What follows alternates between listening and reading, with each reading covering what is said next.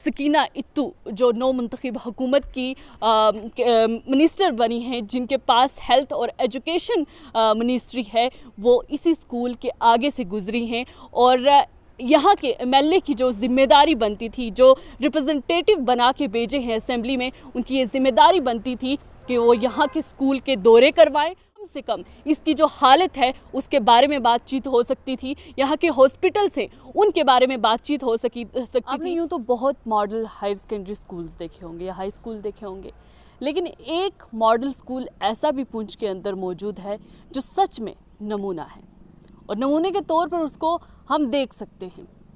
मैं जिस जगह पे खड़ी हूँ, मेरे पीछे अगर आप देखें तो आपको दिखाई देगा वही model boys higher secondary school जो पुंछ के मेन सिटी में है, हब में है, जिसकी तारीख की अगर हम बात करें, जब पुंछ रियासत हुआ करती थी तो ये पुंछ ज़िला जो उस वक्त रियासत थी उसका पहला ये स्कूल था, पहला हाई स्कूल था ये, जिसमें राजौरी, पुंछ, मीरपुर, मुजफ्फराबाद की अगर हम बात करें तो ये पहला स्कूल कहलाया जाता था, जिसे बाद में 1935 की अगर बात करें तो Victoria Jubilee higher secondary school के नाम पर इसको चेंज किया गया, कन्वर्ट किया गया।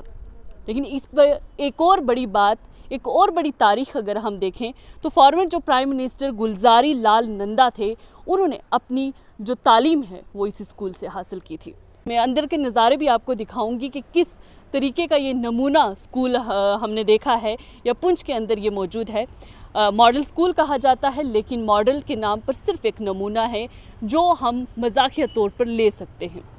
वहीं अगर हम इस स्कूल का, इस जो model boys higher secondary school Poonch है, इसकी बात करें तो अगर इसका मुआवजा बाकी के इलाकों से किया जाए या हम कहें कि बाकी जो हवेली के गांव हैं, पंचायत हैं, उनके स्कूलों से की जाए तो मैं कहूँगी कि वो बेहतरीन हालत में हैं। इसका अगर आप इंफ्रास्ट्रक्चर देखें, इतना नाकस इंफ्रास्ट्रक्चर है कि कई जगहों पर तो हमने देखा है कि छत गिरने की वजह से कमरे जो हैं, क्लासरूम जो हैं, वो बंद किए गए हैं। सफाई सुथराई का कोई इंतज़ाम नहीं है। और हम अगर कहें तो एडमिनिस्ट्रेशन की अगर बात करें तो मुझे नहीं लगता कि कभी यहाँ पर किसी ने दौरा किया होगा। अगर दौरा किया होता तो ज़रूर इस स्कूल की जो कमियां पेशियां हैं उन पर काम किया जाता, उन्हें देखा जाता और उनकी रेनोवेशन का जो वो है काम किया जाता। खैर, ये भी पूरे इंफ्रास्ट्रक्चर की बात हो गई। वहीं सबसे बड़ा मसला स्कूल तो है, स्टूडेंट्स की अगर हम स्ट्रेंथ की बात करते हैं तो 1003 स्ट्रेंथ जो है स्टूडेंट्स की बताई जाती है। हायर सेकेंडरी स्कूल है ये, 11th-12th की क्लासेस भी होती हैं यहाँ पर, मेडिकल स्ट्रीम भी है, कॉमर्स स्ट्रीम भी रखी गई है, बाकी आर्ट्स स्ट्रीम से भी बच्चे जो हैं वो तालीम हासिल कर रहे हैं। लेकिन यहाँ पर सबसे बड़ा मसला अगर हम देखें तो वैकेंट पोस्ट का है। 2 से 2.5 साल के करीब ऐसे हो गया है कि ऐसे सब्जेक्ट्स हैं जिनके कभी टीचर आए नहीं हैं, और उसमें अगर हम वैकेंट सीट की बात करते हैं या वैकेंट सब्जेक्ट्स जो बताए गए हैं स्टाफ की जानिब से, उसमें फ़िज़िक्स की अगर बात करें तो 2 पोस्ट यहाँ पर वैकेंट हैं, कॉमर्स की 1 बताई जा रही है, और ये भी कहा जा रहा है कि 3 महीने पहले जो हैं टीचर प्रमोट हुए वो चले गए और उसके बाद यहाँ पर स्कूल में जो है कोई भी उनकी जगह नहीं आया। हिस्ट्री है, पंजाबी है, संस्कृत है, हिंदी है, स्टैट है, फ़िज़िकल टीचर भी नहीं है और ना ही फ़िज़िकल मास्टर स्कूल में मौजूद हैं। सबसे बड़ी बात, जिस तरीके से हम बात करते हैं स्वच्छ भारत, सफाई सुथराई पर हमारी तवज्जो हमेशा रहती है।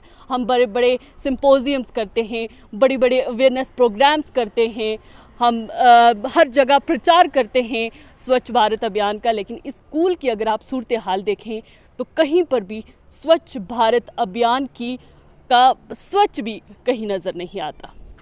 आप यहाँ के बाथरूम की तस्वीरें देखें, ये वही बाथरूम हैं जो स्टूडेंट्स इस्तेमाल करते हैं, जो यहाँ के तालिब इल्म इस्तेमाल करते हैं। आप इनमें गंदगी देख सकते हैं, आप इनके बाहर से हालात देख सकते हैं। यहाँ सफाई सुथराई का कोई इंतज़ाम नहीं है, यहाँ पानी का कोई इंतज़ाम नहीं है। हालांकि मैनेजमेंट की जानिब से बताया गया है कि इस स्कूल के नए बाथरूम बनाएंगे, आप वो भी देखें, नए बाथरूम भी हैं, लेकिन उन पर ताला है। और जब हमने वजूहात जानने की कोशिश की तो ये बताया गया कि एग्ज़ाम्स जब होते हैं तो उस दौरान स्कूल के बाथरूम जो हैं वो खोले जाते हैं। ये भी हो गया। फिर वहीं पर अगर हम कैंटीन की बात करते हैं, सबसे बड़ी बात, स्कूल में बच्चे आते हैं, जाहिर सी बात है खाने पीने को जी भी चाहेगा, भूख भी लगेगी, मजबूरी बन जाती है। लेकिन कैंटीन का जब हमने विज़िट करना चाहा तो सबसे पहले तो हमें बहाने एक्सक्यूज़ेस दे दिए गए कि जो वहाँ का कैंटीन का जो स्टाफ है वो वहाँ पर मौजूद नहीं है, गैस सिलेंडर लेने के लिए बाहर गया है। और वहीं पर जो अंदरूनी हमें मालूमात मिली हैं उससे पता चला है कि कैंटीन में सिर्फ गैस सिलेंडर है, उसके सिवा कोई चीज़ भी नहीं है। यानी कि खाने के लिए कोई सहूलत, खाने के लिए कोई भी बच्चों के लिए ऐसे कोई हम वहाँ पर स्टॉक नहीं देखते कि बच्चों को हाफ टाइम में या रिसेस के टाइम में कुछ खाने को मिले। और वहीं पर अगर इस कैंटीन की बात करें तो ये कैंटीन कई अरसे से इस स्कूल की चल रही है, रीटेंडरिंग कभी नहीं हुई। एक ही शख्स जो है इसको चला रहा है और अरसा दराज से चला रहा है, बहुत अरसे से जो है चला रहा है। इस स्कूल की मैं आपको दीवारों के हालात भी दिखाती हूँ। ये आप अपनी स्क्रीन पे इन दीवारों के हालात देखें, टूटी फूटी दीवारें, खिड़कियों के हालात देखें आप, शीशे टूटे हुए हैं। और जब हमने पूछा कि ये ऐसे हालात क्यों पैदा हुए, ये इस बिल्डिंग का ये हाल क्यों है, तो उस वक्त हमें जवाब मिला कि तोड़ फोड़ की वजह से। क्योंकि ये बॉयज़ हायर सेकेंडरी स्कूल है, यहाँ पे बच्चे लड़ते हैं, झगड़ते हैं और ऐसे में ये जो है यहाँ की स्कूल की जो प्रॉपर्टी है, स्कूल का इंफ्रास्ट्रक्चर है, उसको नुकसान पहुँचाते हैं। वहीं पर एक और बात कि यहाँ पर स्कूल के जो टाइमिंग है, इसका टाइम टेबल है, उसका भी हमें नहीं पता चल सका कि वो टाइम टेबल क्या है। क्योंकि हम तक वो टाइम टेबल नहीं पहुंचा, क्योंकि जो प्रिंसिपल साहिबा थी वो आज छुट्टी पर थी। उसी के साथ चौकीदार ना होने की वजह से कब स्कूल में बच्चे आते हैं, कब जाते हैं, उसका भी कोई पता नहीं। आगे चलते हैं। चौकीदार भी नहीं है, सिक्योरिटी गार्ड भी नहीं है, और इस स्कूल की हाइजीन किस तरीके से रखी गई है। आप ये कूड़ा करकट देख रहे हैं, आप ये डस्टबिन देख रहे हैं, आप ये कचरा देख रहे हैं, इसको साफ़ करने के लिए कोई भी स्वीपर नहीं है, यहाँ झाड़ू लगाने वाला कोई नहीं है। और जब हमने पूछा कि अगर झाड़ू लगाने वाला नहीं है, चौकीदार नहीं है, तो किस तरीके से मैनेज किया जाता है, तो जवाब मिलता है कि मल्टीटास्किंग जो स्टाफ है हमारे पास, वो यहाँ की सफाई सुथराई का भी काम करता है। ये बात भी हो गई। लेकिन वहीं पर अगर हम खिड़कियों के हाल देखते हैं तो आज भी जाले हम देख सकते हैं। यहाँ पर एक जो एग्जामिनेशन हॉल है या विक्टोरिया हॉल जिसको कहते हैं, इसके आप दरवाजे देखें, ताले लगे हुए हैं, जाले लगे हुए हैं। अंदर के आप हालात देखेंगे, कहीं से भी आपको ये किसी स्कूल का, किसी हायर सेकेंडरी स्कूल का जो है वो हॉल दिख रहा है, जहाँ पे सिंपोजियम्स होते हैं, जहाँ पर अवेयरनेस प्रोग्राम्स किए जाते हैं या स्कूल की बाकी एक्टिविटीज़ जो है वो की जाती हैं, कहीं से भी आपको नज़र आता है। ये डेस्क देखें आप, इनकी क्या हालात हैं। खैर आगे जाते हैं। स्टाफ की अगर हम बात करते हैं, हालांकि सुनने में ये आया है कि स्टाफ 50 से 55 की तादाद में है, यहाँ पर स्टाफ मौजूद है, लेकिन नज़र कहीं नहीं आया। और वहीं पर अगर हम स्टाफ की बात करते हैं तो क्लासेस जो हैं वो भी रेगुलर नहीं आती, ऐसा भी सुनने में मिला है।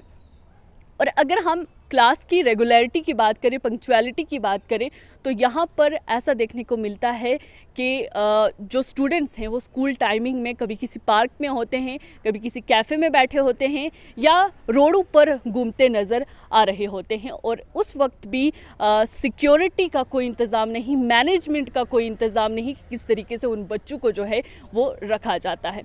ये है हमारे सरकारी स्कूलों के हालात, जो मैं आपके सामने बताने की कोशिश कर रही थी।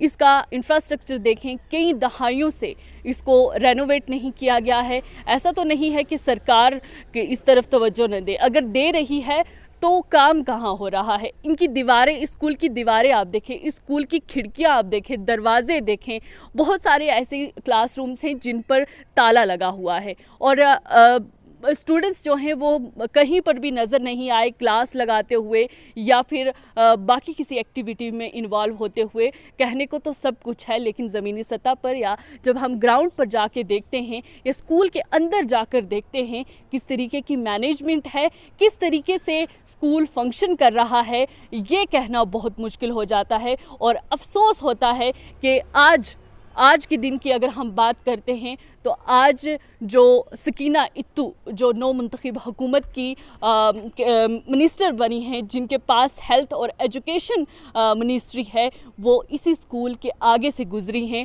और यहाँ के एमएलए की जो जिम्मेदारी बनती थी, जो रिप्रेजेंटेटिव बना के भेजे हैं असेंबली में, उनकी ये जिम्मेदारी बनती थी कि वो यहाँ के स्कूल के दौरे करवाएं। वो दौरे नहीं करवा सकते, अगर उनके पास इतना वक्त नहीं है तो कम से कम इसकी जो हालत है उसके बारे में बातचीत हो सकती थी, यहाँ के हॉस्पिटल से उनके बारे में बातचीत हो सकती थी। लेकिन अफसोस कि यही कहना पड़ता है कि हमारे पास वक्त नहीं, हम डेलीगेशन से नहीं मिल सकते, हम स्कूलों के विज़िट नहीं कर सकते, हम हॉस्पिटल्स में जाकर नहीं देख सकते, लेकिन हमें जब वोट चाहिए होते हैं हम हर जगह जा सकते हैं।